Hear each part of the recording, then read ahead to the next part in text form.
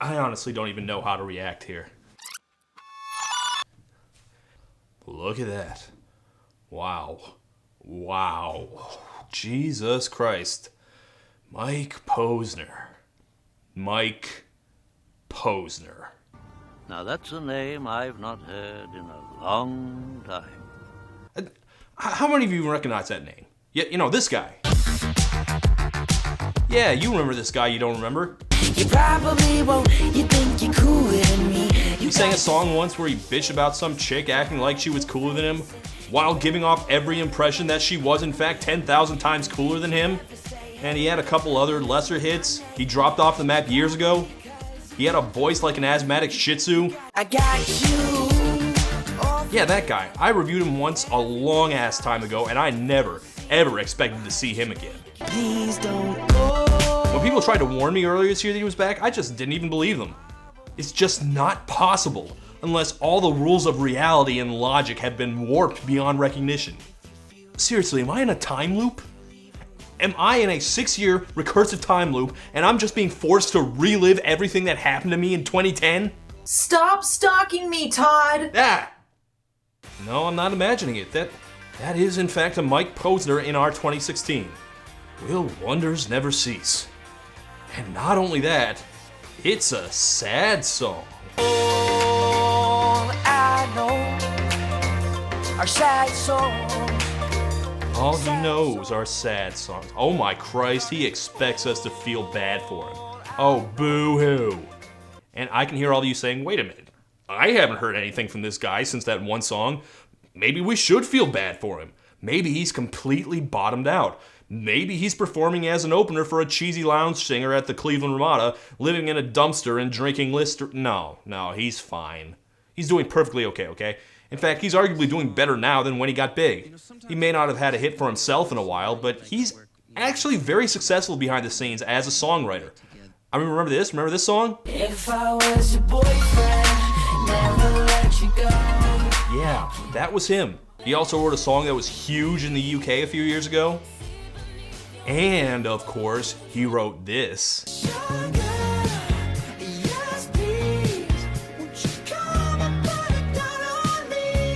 Yes, this scourge of pop radio last year was written by Mike Posner. And boy, can you tell if you listen to the lyrics.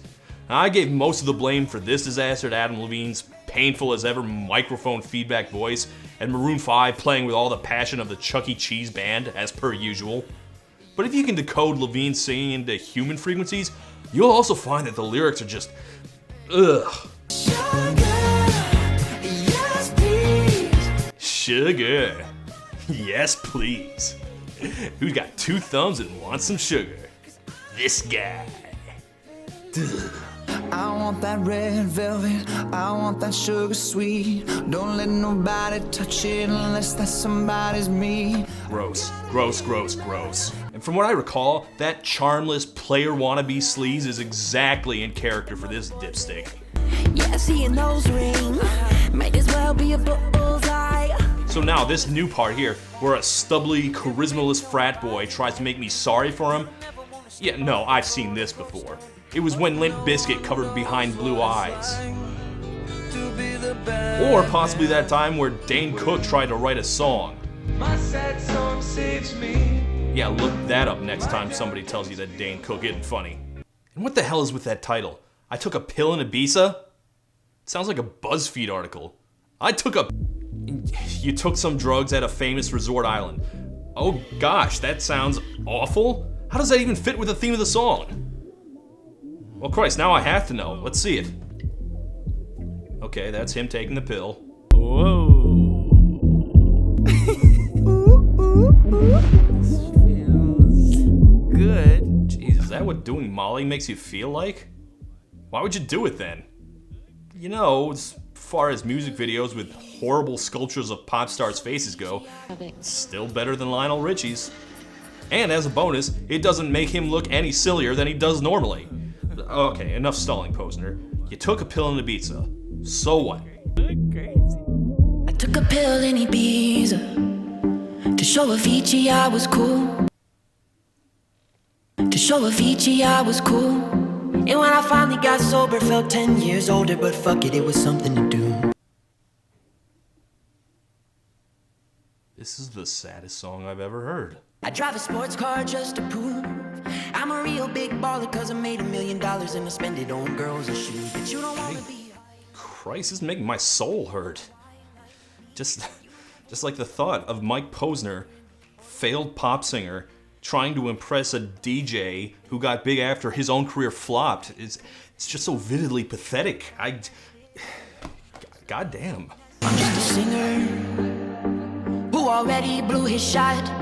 I get along with old timers cause my name's a reminder of a pop song people forgot. And Jeez, I mean, Christ, Mike Posner isn't even 30 yet. The beginning of Up didn't make me this depressed. you don't wanna be stuck up on that stage singing, stuck up on that stage singing. Oh, I know a sad soul.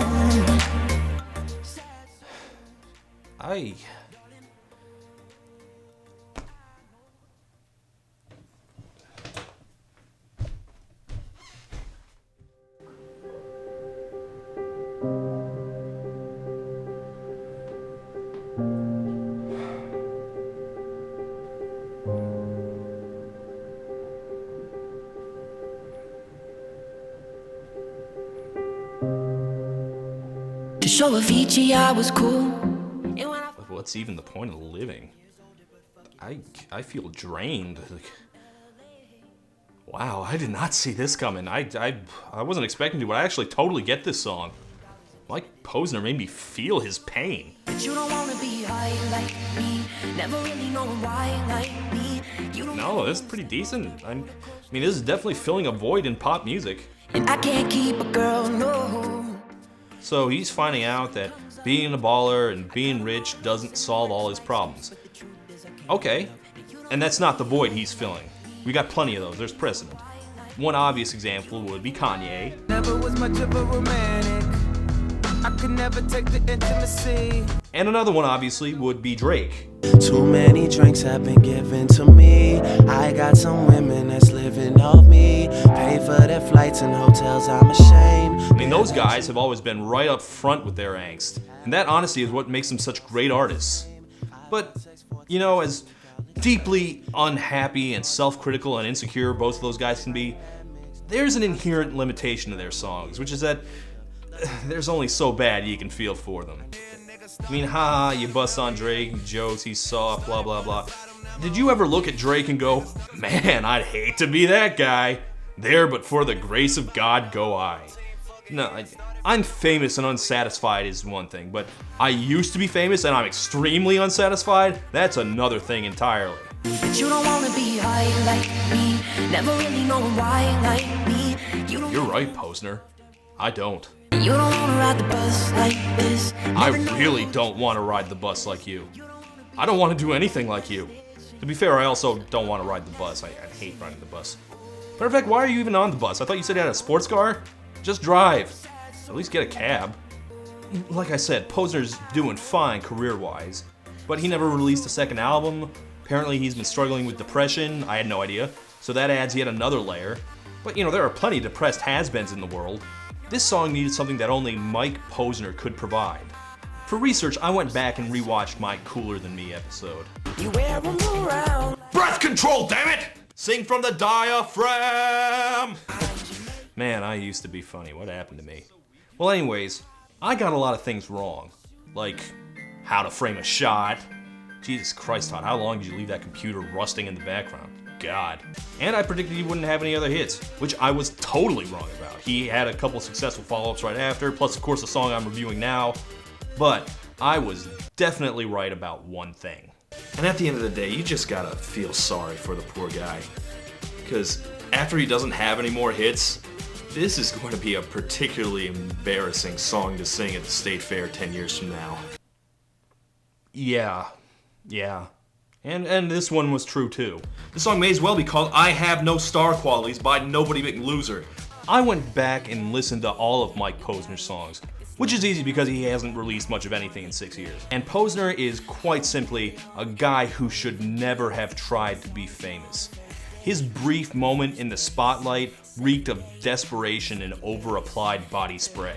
I get along with old timers cause my name's a reminder of a pop song people forgot. And I Dude, can't the fact that people forgot Cooler Than Me is to your benefit. You don't want people to remember that. Your biggest song made you look like a whining, gutless little dork. In fact, Mike Posner was a particular breed of dork. The frat dork. Most tragic of all the dorks. This guy is also a total dork, but he owns it. He's happy doing what he's doing. But the frat dork can never truly embrace his dorkdom, instead chasing an image of cool that he will never have the charisma to achieve.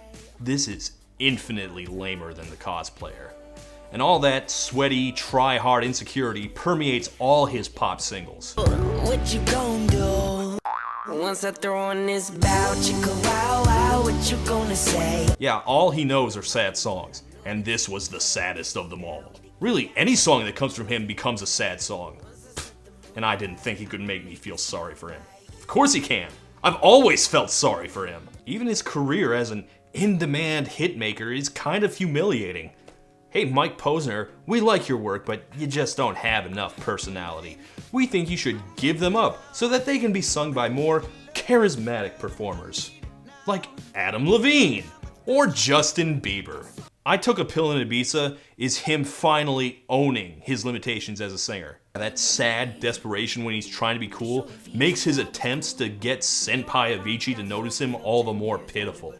So yeah, he may not be much of a singer, but I clearly did not give him enough credit as a songwriter.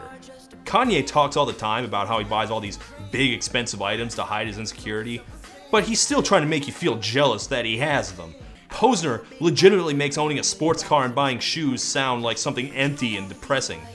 I just did not buy young, hot Mike Posner, but older, sadder Mike Posner is what I can totally get behind.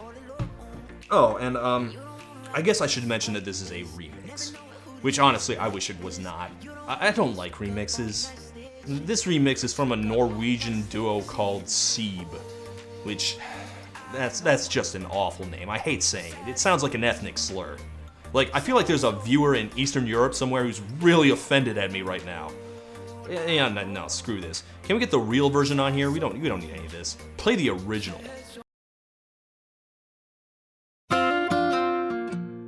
No! I took a pill in Ibiza to show Avicii I was cool. Hate! Die! Oh my god, that was terrible! I know living the pop life didn't work out for him, but who the hell told Mike Posner he should try to be Bon Iver instead? I know. Oh Christ, it's even in a major key. Terrible idea, awful. Oh, and there's a third verse I hadn't heard. I met some fans on Lafayette. They said, tell us how to make it, cause we're getting real impatient. So I looked them in the eye and said, you don't wanna be high like me. Dude, don't! Christ, I know you're sad, but you don't have to tell someone their dreams are stupid directly to their face. God, show some tact. Okay, I was wrong. The remix is better in every way. If you write a song called I Took a Pill in Ibiza, it better be something you can take pills to. You can't be an earnest folk singer and write a song about doing Molly at a rave, even for one line. Hell, the one with the dance beats sound a billion times sadder and emptier. God damn it, Posner. You are always trying too hard as a pop singer, and now you're trying too hard as a folk singer. You can't do anything right. Okay, you can write a decent hook. And you've got sharp instincts as a songwriter. Just show Avicii I was cool. Jeez. But yeah, I do think this is a good song. It took a dance remix to bring out what was good in it. God bless you, Seeb. But it is a good song. That said, you gotta take my opinion with a grain of salt here. Let me explain. There's an act LCD sound system that's just a critical darling. And there are a lot of reasons for that, but I think a major one is that his first single was based around writing himself into rock history. I was the first guy playing Daft Punk to the rock kids. I played it at CBGB. This was tailor-made for critics. It is perfect music nerd bait. It's total pandering. In that sense, I feel like I Took a Pill in Ibiza is also music writer pandering. Except it's pandering to the single writer who's been keeping up with Mike Posner's career, me. I think I am the only person who's ever woken up and asked, man, I wonder how Mike Posner's doing. And you guys know I do a show where I look back at one-hit wonders, right? Well, here's a one-hit wonder who had a second hit about being a one-hit wonder. The only thing that could make this more tailor-made for me, if he added some references to international soccer, tiny dogs, historical facts about the development of everyday objects. I have very limited interests. Despite how much I've busted on him, I'm happy that this is big. It deserves to be. And if Mike Posner can have a hit song in 2016, you know what that means. It's about time for a gutta comeback. I'm gutta, I put her under, Say the line. Say it. and I got a grocery bag. Yes! Haha! God, 2010 was a bad year for music. Todd in the Shadows out.